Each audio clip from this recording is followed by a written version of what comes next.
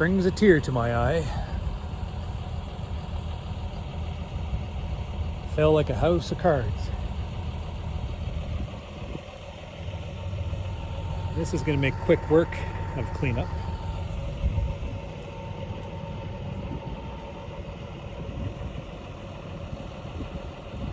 End of an era.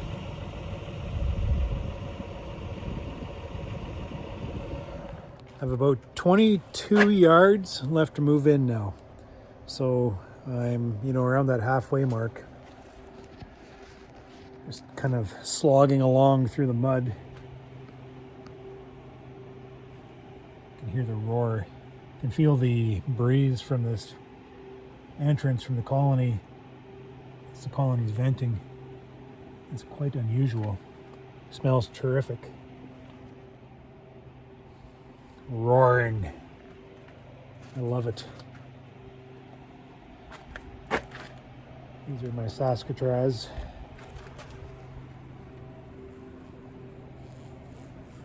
Ready for winter.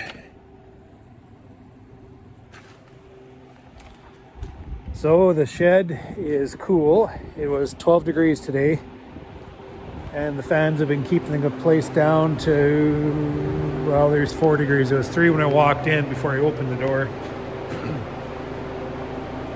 Keeping these bees nice and tight. Moving bees in, it's not as, I could be doing this very easily without the coolers going, just with air through the shed. But at 12 degrees outside, it'd be 12 or 15 in here, and they would be a little more active. They'd be at 15 degrees, they'd be flying to the lights right now, and they'd be flying out the door throughout the days I move these bees. So 3 to 4 degrees keeps them nice and tight and quiet, allowing me to do this work quite easily. But tomorrow I'm going to get another yard in and then go help the guys combine some corn. Oh boy, we're wet. We rented a second grain cart, so because we're going to have to travel further across the field to get the combine, to bring the grain up and unload on the road.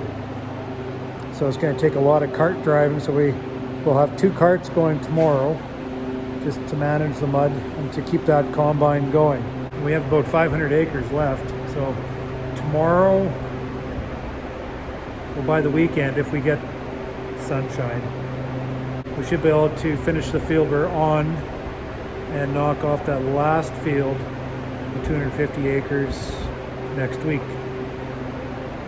And hopefully dry enough to do some land work. You just never know when Mother Nature's going to stop you. Just keep pushing.